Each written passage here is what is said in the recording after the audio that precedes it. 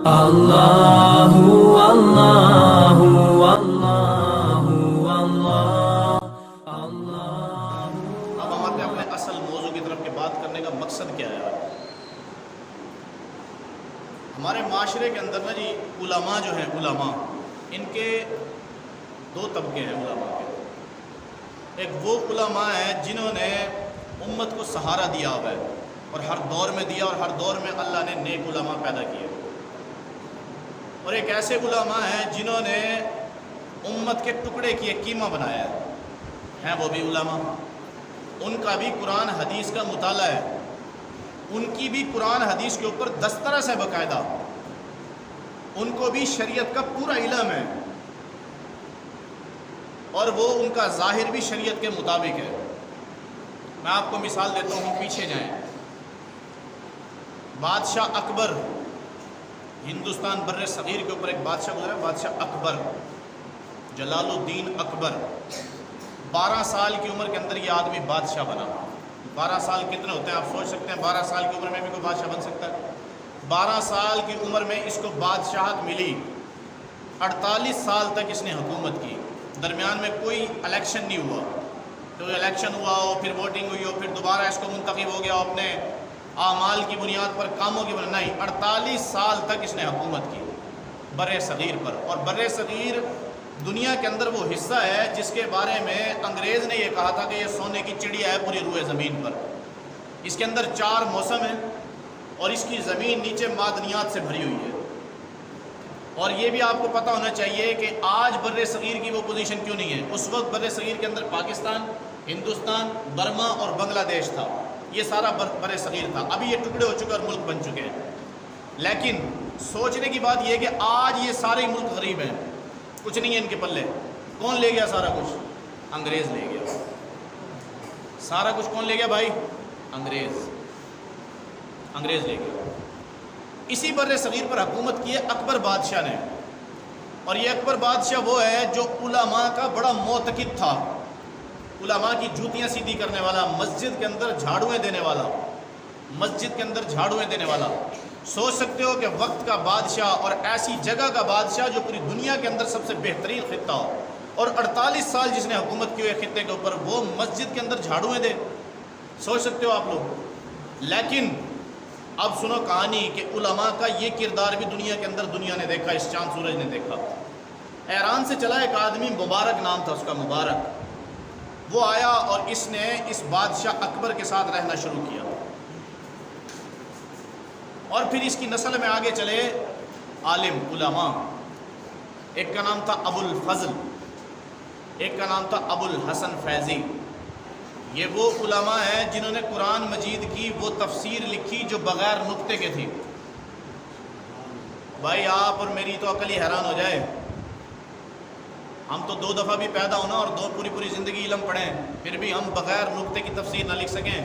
14 حروف ہیں، حروف تہجی کے اندر 14 حروف ہیں جو بغیر نقطے کے، لام، میم، واو، ہے، ان پہ کوئی نقطہ نہیں ہے۔ ان حروف کے ساتھ قرآن مجید کے 30 سپاروں کی تفسیر لکھ دینا چھوٹا کمال نہیں ہے، بہت بڑا کمال ہے بھائی۔ لیکن ابو الحسن فیضی نے قرآن مجید کی تفسیر لکھی۔ اب آپ سوچ رہے ہو کہ بہت بڑا عالم ہوگا، لیکن یہی عالم جب اکبر بادشاہ کے پاس آئے اور انہوں نے آ کر کیا کہا کہ بادشاہ سلامت، یہ جو علماء ہیں نا اس وقت یہ پھر رہے ہیں علماء سارے، قرآن مجید کے اندر اور احادیث کے اندر جن علماء کی فضیلت آئی ہے نا، وہ یہ علماء نہیں ہیں، یہ تو کیڑے مکوڑے ہیں سارے، لہذا ان کو تو ختم کرو۔ ترغیب دی بادشاہ کو، ایسی پٹڑی پر چڑھا دیا آہستہ آہستہ کہ بادشاہ نے علماء کا قتل عام شروع کیا۔ لیکن بادشاہ کو علماء کے قتل عام پر اکسا کون رہے ہیں؟ علماء، وہ بھی علماء ہیں۔ وہ بادشاہ کو اس بات پر مجبور کر رہے ہیں اور قرآن حدیث سے دلائل دے رہے ہیں کہ یہ جو علماء نظر آ رہے ہیں جو قرآن حدیث پڑھ رہے ہیں، یہ جو مدارس میں بیٹھے ہیں جو شریعت پڑھا رہے ہیں، یہ وہ علماء نہیں ہیں جن کے بارے میں اللہ کے نبی نے فرمایا کہ یہ علماء انبیاء کے وارث ہیں، وارث وہ نہیں ہیں، لہذا ان کو تو ختم کرو، یہ فتنہ اور فساد ہے۔ بادشاہ اکبر نے کشتیاں بھری علماء کی حج پر لے جانے کے بہانے، اور سمندر کے اندر کشتیاں الٹوا دی اور علماء کا خون بہایا گیا۔ لیکن پیچھے کون ہے؟ وہ بھی علماء ہے۔ پھر ان علماء نے آگے ایک سٹیپ اٹھایا. اب میں بات کروں گا پھر مناسب بھی نہیں لگتا. دونوں طبقے کے علماء تھے, اہل تشیع بھی تھے, شیعہ بھی تھے اور سنی بھی تھے. وہ آپس کے اندر ایک دوسرے کے خلاف بادشاہ کو بھڑکاتے ہوئے میرا درجہ بادشاہ کے قریب ہو جائے. سنی کہتے ہیں میرا درجہ ہو جائے, بادشاہ کے قریب ہو جائے. شیعہ کہتے ہیں میرا ہو جائے. تو وہ آپس میں ایک دوسرے کی برائیاں بادشاہ کے سامنے ذکر کرتے کہ اس کا عقیدہ یہ غلط عقیدہ ہے. وہ کہتا نہیں اس کا عقیدہ یہ غلط عقیدہ ہے. ایک دوسرے کے خلاف بھڑکاتے تو بادشاہ کے ذہن میں فطور پیدا ہوتا گیا کہ کیسے علماء ہیں یار, کیا ایک دوسرے کو کافر کہہ رہے ہیں. اس کا فائدہ کسی تیسرے نے اٹھایا. وہ کون تھا؟ وہ بھائی ہندوستان میں کون رہتا ہے؟ ہندو اور سکھ. جب انہوں نے دیکھا کہ بادشاہ بھی مسلمان اور اس کے قریب جو علماء ہیں وہ بھی سارے مسلمان, لیکن آپس کے اندر کفر کا فتویٰ دیتے ہیں ایک دوسرے کے لیے, تو ہندوؤں نے قریب ہو کر اس کا فائدہ اٹھایا. ہندوؤں نے کہا بادشاہ سلامت یہ کہتا ہے یہ کافر, یہ کہتا ہے یہ کافر, تو لہذا اس کا ایک سمپل سا حل ہے کہ سب کو مسلمان کہہ دو, کوئی کافر نہیں دنیا کے اندر. حتیٰ تک کہ انہوں نے کیوں کہا کہ سب کو مسلمان کہہ دو, یا سب کو اچھا کہہ دو, یا سب کو بہتر کہہ دو, کیونکہ ہم ہندو ہیں, اس کے بیچ میں ہمارا بھی کام بن جائے گا, ہمیں بھی بہتر اور اچھا کہا جائے گا. اور وہی ہوا کہ اکبر بادشاہ نے اعلان کر دیا کہ تمام ادیان جتنے دین ہیں دنیا کے اندر, یہ سارے دین برحق ہیں, سارے دین سچے ہیں, سارے دین صحیح ہیں, سارے دین بہتر ہیں. ہندو بھی ٹھیک, سکھ بھی ٹھیک, مسلمان بھی ٹھیک, شیعہ بھی ٹھیک, سنی بھی ٹھیک, سارے ٹھیک ہیں بھائی. اب اس کا فائدہ کس کو ہوا؟ ہندوؤں. میں نے کہا جب سارے ٹھیک ہیں بادشاہ سلامت, تو پھر گائے کو مسلمان ذبح کرتے ہیں اور وہ ہماری ماتا ہے, لہذا گائے کے ذبح ہونے پر پابندی ہونی چاہیے. بادشاہ سلامت نے آرڈیننس جاری کر دیا کہ آج کے بعد اکبر بادشاہ کی سلطنت کے اندر گائے ذبح نہیں ہوگی. مسلمان دمبا کھائیں, مسلمان بکری کھائیں, مسلمان بھینس کا گوشت کھائیں, اور تھوڑے جانور ہیں مرغی کھائیں, لیکن گائے اب ذبح نہیں ہوگی. کس کو فائدہ ہو رہا ہے بھائی؟ ہندو. جب ایک کفر منہ سے نکلتا ہے نا تو پھر کفر راسخ ہوتا چلا جاتا ہے اندر. اب اکبر بادشاہ کفر تو کر چکا تھا یہ شریعت کے خلاف حکم دے کر, اب کفر راسخ ہو رہا ہے اندر. دوسرا آ گیا اس کا آرڈیننس. دوسرا آرڈیننس آیا کہ خنزیر کی پوجا ہوگی آج کے بعد, سور کی پوجا ہوگی, سور کی پوجا ہونے لگی. تیسرا آرڈیننس آیا کہ اب جب سورج نکلے تو اس کی بھی پوجا کر سکتے ہو, کوئی مسئلہ نہیں. دنیا کے اندر ایک طبقہ ہے جو سورج کی پوجا کرتا ہے, اگر ہم کر لیں گے تو کیا حرج ہے. سورج کی پوجا ہونا شروع ہو گئی. چوتھا آرڈیننس آ گیا کہ آج کے بعد کوئی بھی مسلمان بچہ پیدا ہو تو ختنہ نہیں کروائے گا, ختنہ کی شریعت کے اندر کوئی حیثیت کوئی نہیں, بغیر ختنہ کے رہو, کیونکہ ہندو سکھ ختنہ نہیں کرواتے, نہیں کرواتے. داڑھی رکھنے پر پابندی لگا دی گئی کہ داڑھی کوئی نہیں رکھے گا, داڑھی سب منڈائیں گے, داڑھی سب منڈائیں گے. کیونکہ بات کس نے کہنی تھی؟ حق علماء حق نے. اور علماء حق کو کہاں ڈال دیا؟ پہلے سمندر کے اندر پانی کے حوالے کر دیا. جو علماء بیٹھے ہوئے اندر وہ تو خود غلط لے کر چل رہے ہیں بھائی. جن کو علماء سمجھا جا رہا ہے وہی تو چلا رہے ہیں بادشاہ کو. ظاہری طور پر انہوں نے قرآن کی تفسیریں لکھی ہوئی ہیں, ظاہری طور پر بڑے بڑے ان کے امام جبے اور کبے ہیں, ظاہری طور پر داڑیاں ان کی خوبصورت ہیں, ظاہری طور پر ماتھے پر محراب بھی بنے ہوئے ہیں, ظاہری طور پر وہ شریعت کے پابند بھی نظر آتے ہیں, لیکن اندر سے شریعت کو کاٹ رہے ہیں.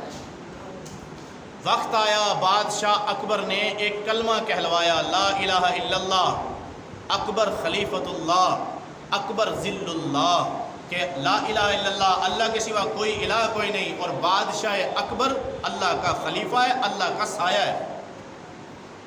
کتنا بڑا کفر ہے بھائی.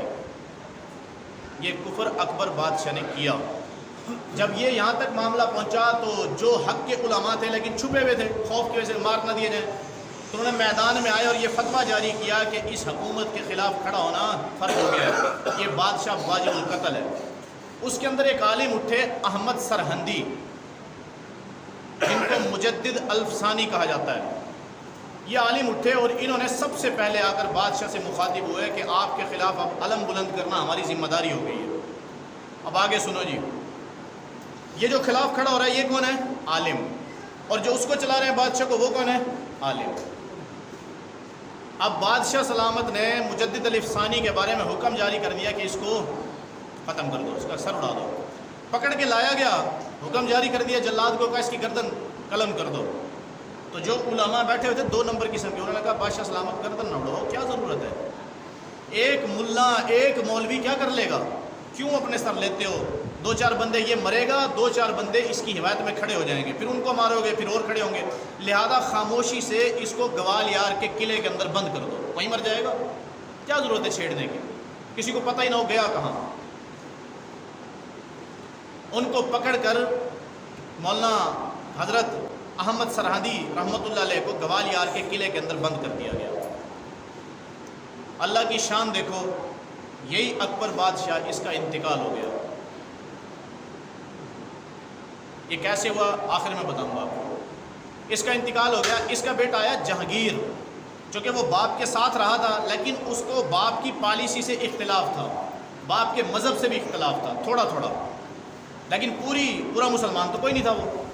تو جہانگیر بادشاہ آیا، اور جہانگیر بادشاہ جیسے ہی آیا اور اس نے اسی باپ کے نقش قدم پر چلنے کی جو کوشش کی، تو اور علماء جو دوسرے بلاد اور دوسرے علاقوں کے تھے انہوں نے مشورہ کیا، اور کچھ اس کے اندر عہدیدار بھی تھے، انہوں نے مشورہ کیا کہ اس کے خلاف محاذ کھڑا کیا جائے، ورنہ بر صغیر سے دین ختم ہو جائے گا، اسلام مٹ جائے گا. فوجیں تیار ہوئی. جہانگیر بادشاہ کو پتہ لگا تو جہلم کے کنارے، دریائے جہلم کے کنارے، میں کوئی آپ کو سمرقند اور بخارا کی کہانی نہیں سنا رہا، یہ سندھ میں پیدا ہوا ہے بھائی، عمر کوٹ کے اندر. عمر کوٹ کا علاقہ آج بھی ہے سندھ کے اندر. عمر کوٹ کے اندر یہ اکبر بادشاہ پیدا ہوا ہے. یہ جو شیخو پورہ ہے نا ہمارا، شیخو پورہ لاہور کے قریب، اس شیخو پورہ کے اندر ہرن مینار ہے. ہرن میں نے اپنی آنکھوں سے دیکھا ہوا ہے، سارا چپا چپا دیکھا ہوا ہے. یہ جو ہرن مینار ہے یہ اسی جہانگیر نے، اکبر بادشاہ کے بیٹے نے بنوایا تھا، ہرن کی یاد میں. ہرن اس کا مر گیا تھا، اس کی یاد میں ہرن مینار بنایا گیا. یہی شیخو پورہ. یہ جو شیخو پورہ ہے نا، شیخو پورہ، یہ جو شیخو ہے یہ شیخو جہانگیر کا نام ہے. اسی اکبر بادشاہ کے بیٹے کا نام شیخو ہے. اس کا اصل نام تھا سلیم، اس کا لقب تھا جہانگیر، اور اس کا نک نیم جو باپ پیار سے بلاتا ہے وہ بابا شیخو بلایا کرتا تھا اس کو. تو یہ شیخو پورہ اسی کے نام پر ہے، اور ہرن مینار اسی نے وہاں بنوایا ہوا ہے. تو جہانگیر بادشاہ نے ایک فوج تیار کی. جہلم کے کنارے علماء حق اور جہانگیر بادشاہ کی آپس کے اندر لڑائی ہوئی. جہانگیر بادشاہ یہ لڑائی ہار گیا اور قید ہو گیا. جب قید ہو گیا اس کو جیل کے اندر بھیج دیا گیا اور قید کر لیا گیا، اور ایک خط لکھا گیا گوالیار کے قلعے کے اندر بھیجا گیا، اور مجدد الثانی رحمۃ اللہ علیہ سے کہا گیا کہ حضرت پرتباک استقبال ہوگا آپ کا دشمن وقت کی حکومت نے گھٹنے ٹیک دیے، ہم لڑائی جیت چکے ہیں، جہانگیر کو قید کر دیا گیا، اب آپ کے استقبال کی تیاری ہو رہی ہے، آپ شان و شوکت کے ساتھ جیل سے باہر آئے. حضرت کو پتہ لگا کہ جہانگیر کو قید کر دیا گیا. آج اپنی گندی سیاست کو بھی دیکھیں اور اس وقت کے حالات بھی دیکھیں. مجدد الثانی کو جب خط پہنچا کہ وقت کا بادشاہ قید ہو چکا ہے، کیا چاہیے تھا بھائی؟ چاہیے یہ تھا ٹھاٹ باٹ سے باہر آتے، ایک اور فتویٰ دیتے جہانگیر کے اوپر، اس کو سولی چڑھواتے کہ اس کے باپ نے قید کیا مجھے، اس نے قید کیا مجھے، اور دین اور مذہب کے یہ مخالف. حضرت نے خط کے جواب میں خط لکھا. سننا بھائی، خط کے جواب کے اندر ایک خط لکھا کہ ٹھیک ہے تم استقبال کرو، میں باہر آؤں گا، لیکن میرا خط کا، آپ کے خط کا جواب میرے خط کے اندر یہ ہے کہ فوری طور پر جہانگیر بادشاہ کو رہا کرو، اس کو قید نہ کرو، کیونکہ میرا جو اس سے اختلاف ہے، اس نے جو مجھے قید کیا ہوا ہے، میرا جو اس سے اختلاف ہے وہ سنت اور بدعت کے اوپر ہے، کرسی اور سلطنت کے اوپر نہیں ہے. سمجھنے کی کوشش کرنا کہ بادشاہ وقت کا مجھ سے جو اختلاف ہے وہ اس وجہ سے نہیں کہ میں اس کی حکومت گرانا چاہتا ہوں اور اس نے مجھے قید کر دیا، میں اس کی سیٹ چھیننا چاہتا ہوں اس نے مجھے قید، نہیں، میرا اس سے اختلاف ہے سنت اور بدعت کے اوپر، شرک کے اوپر اور الہاد اور توحید کے اوپر، میرا اس سے اس قسم کا اختلاف ہے. لہذا مجھے اس کے قید کرنے سے کوئی مفاد کوئی نہیں، لہذا اس کو فوراً رہا کر دو. ابھی اس کی رہائی کا آرڈر جاری ہوا، رات گزر رہی ہے، رات کو جہانگیر بادشاہ کے خواب میں ہمارے پیارے نبی حضرت محمد صلی اللہ علیہ وسلم آتے ہیں، اور آپ علیہ الصلوۃ والسلام آ کر جہانگیر کو کہتے ہیں کہ جہانگیر، اس پورے خطے کے اندر ایک ہی شخص تھا احمد جس نے میری سنت کی بات کی، تم نے اس کو بھی قید میں ڈال دیا. جہانگیر کی آنکھ کھلی، رونے لگ گیا، اور جیسے ہی وہ سپاہی آئے ان سے کہا اللہ کے واسطے مجھے باہر نکالو، میں حضرت سے احمد سرحدی رحمۃ اللہ تعالی علیہ سے ملنا چاہتا ہوں. انہیں ملاقات کروائی تو جاتے ہی سجدے کے اندر گرا اور ان کے پاؤں چومنے لگا. حضرت مجدد الثانی رحمۃ اللہ نے اٹھایا اور کہا کہ دیکھا تمہاری اور میری جو جنگ ہے وہ تھی اسی وجہ سے کہ میں اس چیز کا قائل نہیں کہ کسی آدمی کے سامنے اپنا ماتھا ٹیکا جائے، یہ حق صرف اللہ کا. تم پھر میرے سامنے جھکتے ہو، تم پھر میرے سامنے جھکتے ہو. اس کو اٹھایا. اس پر یہ جہانگیر بادشاہ اتنا متاثر ہوا کہ پکا مسلمان بنا، پکا مسلمان بنا. اسی نے پھر حرکت کی تھی کہ یہ باپ کا باغی بنا تھا اور یہ شیخو پورہ کے اندر آیا یہاں، اور باپ نے ابو الفضل، جس کو مولوی ابو الفضل کہہ لو، یہی عالم جس نے اس کو پٹڑی سے اتارا اکبر بادشاہ کو، اس کو بھیجا کہ جاؤ میرے بیٹے کے دل کے اندر میرے بارے میں جو غلط فہمی ہے اس کو دور کرو.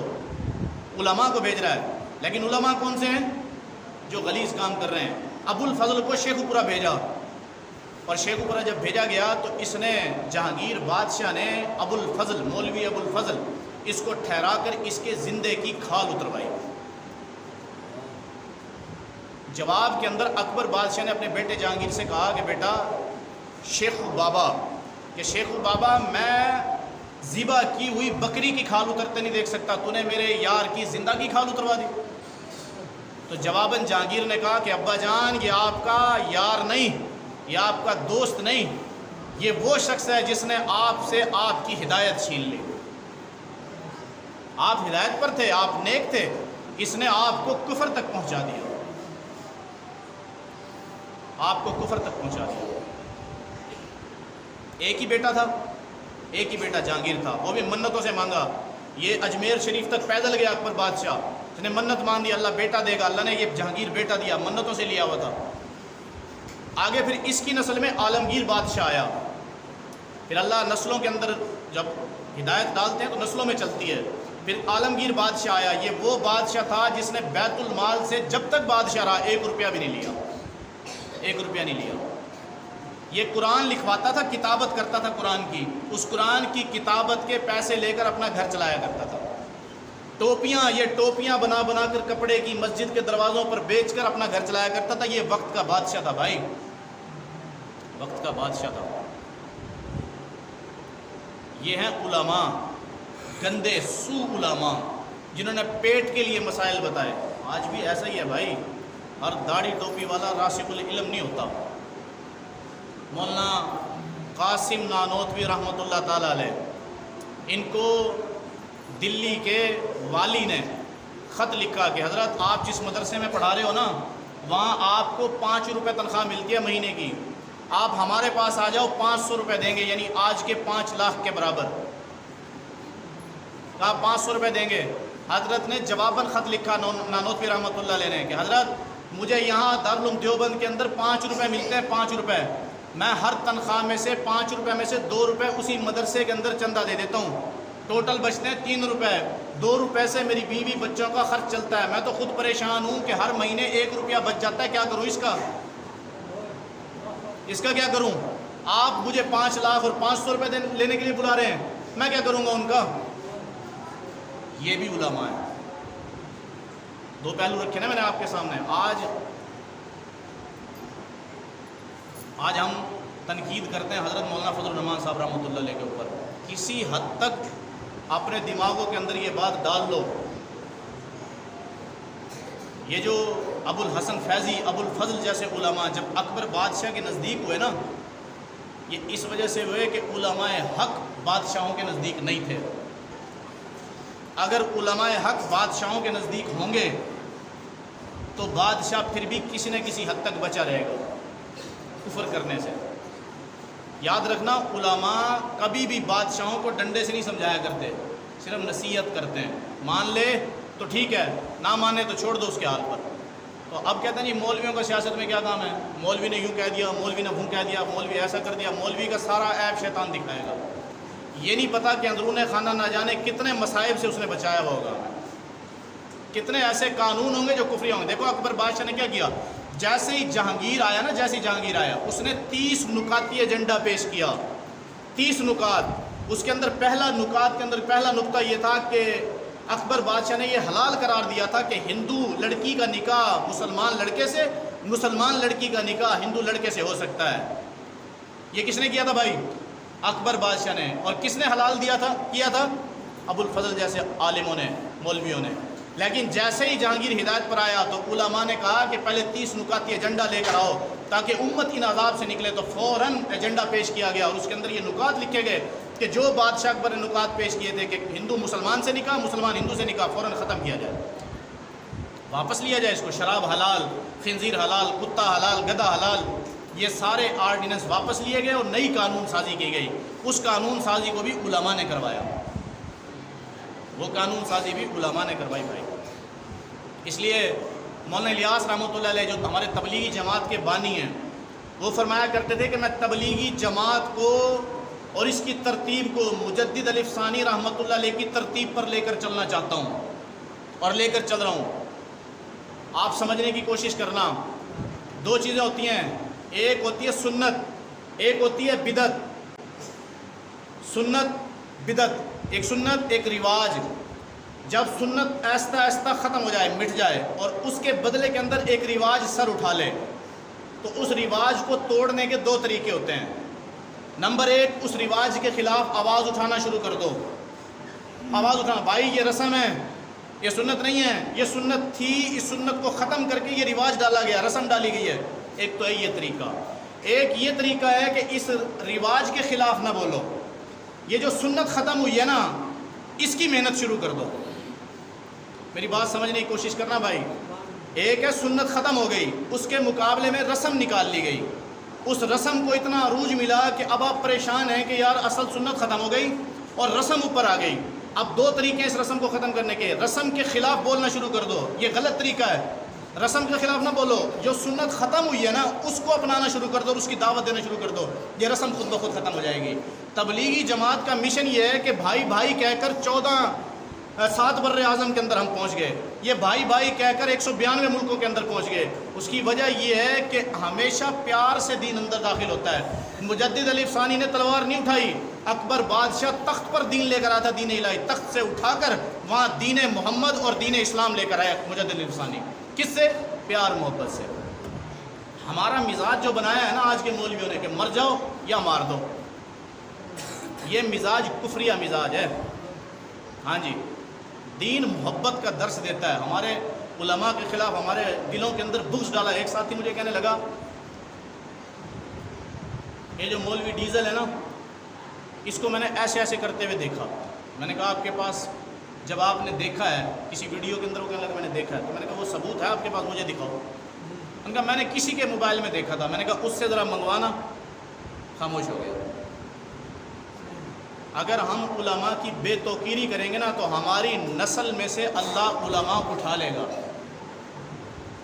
کبھی بھی ہماری نسل میں علماء پیدا نہیں ہوں گے، کبھی بھی ہماری نسل میں علماء پیدا نہیں ہوں گے. تو اس لیے خدا کا خوف کرو بھائی. ایک تو علماء کی پہچان کرنا سیکھو کہ جو ہمیں صحیح دین بتا رہا ہے، صحیح نہج پر لے کر چل رہا ہے، اپنے آپ کو اس سے جوڑو. ایسے علماء سے بچو جو آپ کے اپنے پیٹ کے لیے آپ کو چلا رہے ہیں، صحیح بات نہیں بتا رہے. آپ غلط کر رہے ہیں پھر بھی آپ کی حوصلہ افزائی کر رہے ہیں، وہ پھر بھی آپ کو جو ہے نا وہ مسائل ایسے ایسے بتا رہے ہیں کہ آپ مزید اس کے اندر ہمت پکڑ رہے ہیں. اللہ تعالیٰ ہمیں علماء کی، صحیح علماء کی قدر کرنے بھی توفیق دے. باقی میں نے بتایا استغفار کثرت سے کرو. آج جو حالات ہیں اس وقت ہمارے اجتماعی طور پر، استغفار کرو بھائی صبح شام. رزق کے اندر برکت ہوگی. چلتے پھرتے کیا لگتا ہے؟ کچھ بھی نہیں لگتا. استغفر اللہ استغفر اللہ استغفر اللہ. اس سے رشتوں کی بندشیں ختم ہوں گی، اس سے رزق کی تنگیاں ختم ہوں گی، قرض کے معاملات ختم ہوں گے. استغفار کی عادت بناؤ. انشاءاللہ میں بھی کوشش کروں گا، آپ بھی کوشش کریں. اللہ جو سنا بولا عمل کرنے کی توفیق عطا فرمائے. اللہ